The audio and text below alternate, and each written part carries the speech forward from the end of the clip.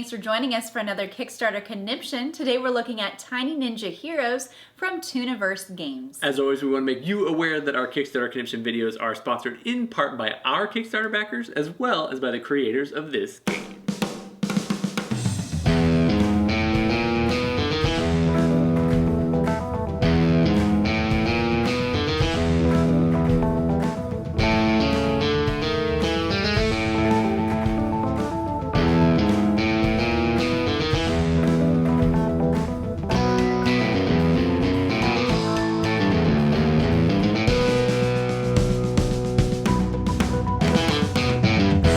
Hey gang, and thanks for joining us at Tantrum House Studio 3. I'm Will Meadows. And I'm Sara Meadows, and today we're looking at Tiny Ninja Heroes from Tooniverse Games.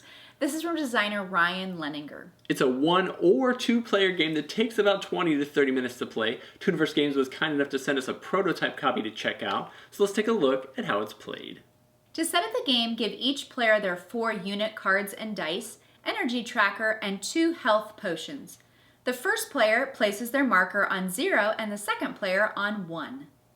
They each select 1 hero for the game and take the hero die and set it to the starting health and set the health for each of their units. In turn order, players will take turns placing 1 die at a time in their starting player areas. Each player takes 4 shield cubes and places 1, and then you're ready to begin. On their turn, the attacking player will first gain 1 energy and draw an item. They get 3 movement points and may move horizontally for 1 or diagonally for 2. Next, they get 3 actions, which include things like buying a shield for 2 energy, selling 2 items for 1 energy, using a support ability, or using an item. They then may make 1 attack using 1 of their ninja's abilities. Icons show what direction and range a ninja has, and some abilities require a die roll in order to determine how much damage is dealt. So in this case, a roll of purple causes 2 damage to one opponent 1 space away in any direction. The defender may have the ability to defend using an ability or a shield. The die is rolled to see if the shield can defend for 1 on white or 2 on black. Then it is the second player's turn to attack, and they begin by gaining 1 energy and drawing an item card, and so on. When a ninja takes damage, its die is rotated to show its health. Once a unit runs out of health, it is eliminated from the game. The first player to kill an opponent's hero wins the game. This is Tooniverse's second ninja-themed game.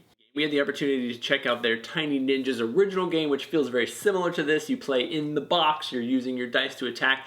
This version of the game is a more refined, more built-out version of the game. Also keep in mind that the prototype that we're looking at has changed significantly, so the art on the final version of the game is even more polished than what you're seeing right here. Yeah, and this is not an expansion to Tiny Ninjas. This is a separate game with very different mechanics, but it does have a 2-player version or a solo mode. Yeah, the solo mode features some very different art, and you're battling against obviously some like a solo AI version of the game where you've got to still take them out. But in the 2-player version of the game, you're duking it out one against another, and it's this battle of attrition a little bit where you're using your skills, trying to max them out, trying to spend the energy that you have in the game to be able to use your superpowers to be able to take them out first.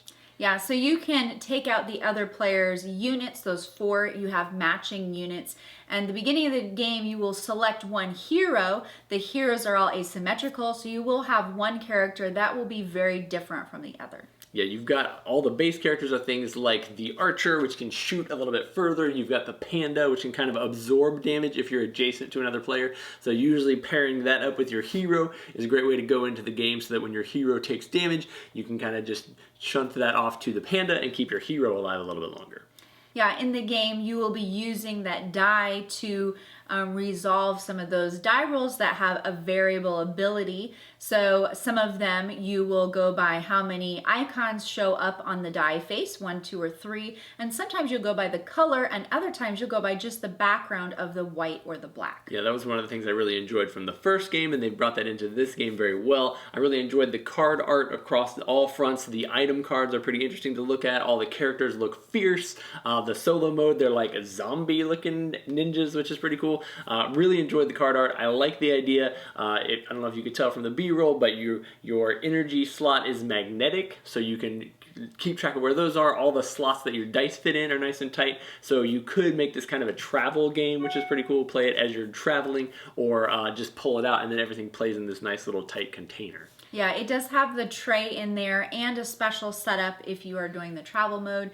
So you can play this with just the table space the size of the box. Everything fits in there, and so you won't be, there's a space to roll your dice so that you won't need any others. Yeah, in the dojo. And then your character cards you can hold in your hand because you only have those 5 cards and any item cards that you'll gain. If you enjoy dice checkers and you're into 2-player games, then definitely check out Heroes on Kickstarter right now. And then as always, thanks so much for liking, subscribing, and following along here at Tantrum House.